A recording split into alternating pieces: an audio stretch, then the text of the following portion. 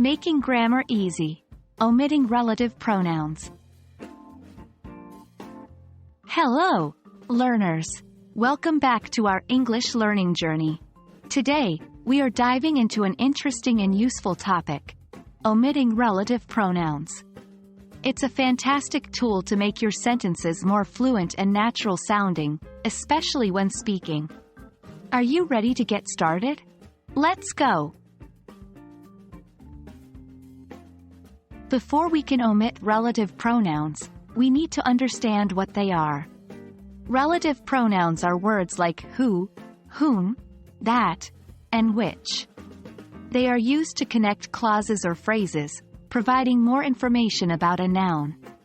For example, in the sentence, "The book that I read was interesting," that is the relative pronoun connecting the two ideas.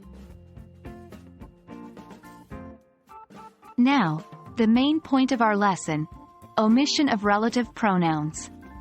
Here's the big secret. In English, we can often omit the relative pronoun when it is the object of the clause. Let's take an example. The book that I read was interesting. In this sentence, that is the object of read.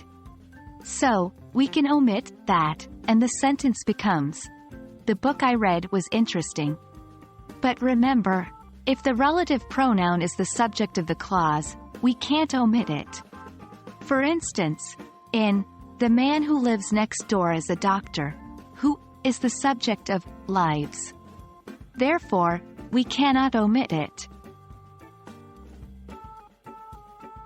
Now let's try some exercises. Try to simplify these sentences by omitting the relative pronoun if possible. 1. The cake that she baked is delicious. 2. I have a friend who can speak 5 languages. 3. This is the dog that I adopted from the shelter.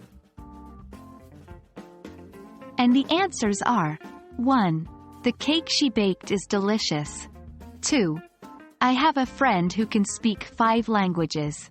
Here, who is the subject of can speak, so we cannot omit it. 3. This is the dog I adopted from the shelter. And that's a wrap.